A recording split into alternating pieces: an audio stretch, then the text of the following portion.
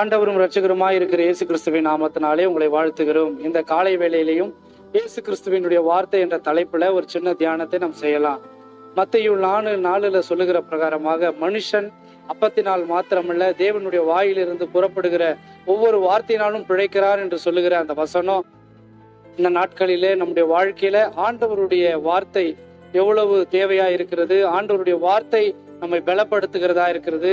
ஆண்டவருடைய வார்த்தை மரித்தவர்களும் உயிர் தெழுப்பதா இருக்கிறது. ஆண்டவருடைய வார்த்தை ஜீவனை உண்டு பண்ணுகிறதா இருக்கிறது. அப்படி ஒரு 100க்கு அதிபதி ஒரு இடத்துல வரும் பொழுது, அவனுடைய வேலைக்காரன் வியாதியில் இருக்கும் பொழுது, அந்த 100க்கு அதிபதி இயேசு கிறிஸ்துவனிடம் ஆள் அனுப்பும் பொழுது அவன் சொல்லுகிற ஒரு வார்த்தையை நாம் பார்க்கிறோம். அவன் என்ன சொல்லுகிறான்?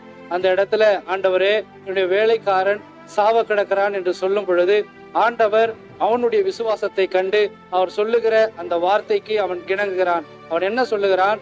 ஆண்டவரே, நீர் என்னுடைய வீட்டுக்கு வருவதற்கு நான் பாத்திரன் அல்ல, ஆனால் ஒன்று செய்யும், வார்த்தையை மட்டும், ஒரு வார்த்தையை சொல்லும், என் வேலைக்காரன் சுஸ்தமாவான் என்று சொல்லி.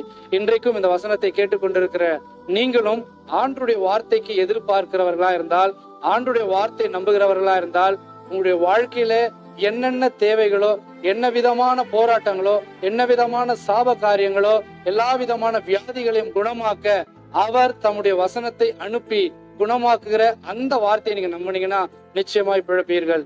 கரங்களை தாழ்த்தி நம்ம ஜெபிக்கலாம். கிருபையும் இரக்கம் மகா பரிசுத்தமுள்ள எங்கள் நல்ல பிதாவே, இந்த காலை வேளையில வார்த்தையை நாங்கள் தியானித்திருக்கிறோம்.